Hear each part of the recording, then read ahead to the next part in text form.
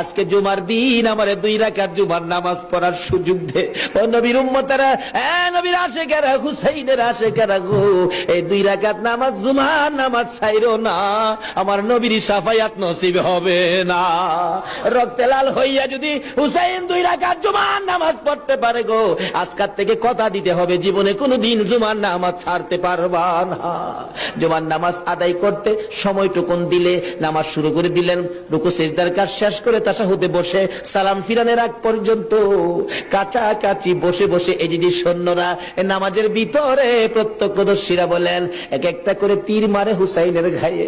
ডান দিক দিয়ে যদি তীরটা মারতো, বাম দিক দিয়া বেরিয়ে যাইতো, সামনে দিয়া মারলে পিছন দিয়া বেরিয়ে যায়, এই কিসিমের তীর গো নামাজের ভিতরে 72টা তীর লাগাইছে। হুসাইন সালামটা ফিরাইয়া নানা গো কইয়া কালতে কালতে জমিনে গড়াগড়ি শুরু করে দিলে। নিষ্ঠুর পাষাণ এই যদি শূন্যের সীমার গলা কাইটা মাথা আলাদা করে নিয়ে গেছে। হুসাইন শহীদ হয়ে যায়। ওদিকে দিয়ে ডাকতেছে। মহরমের 10 তারিখ সন্ধ্যা যখন হয়ে গেল, উম্মে সালমা বলেন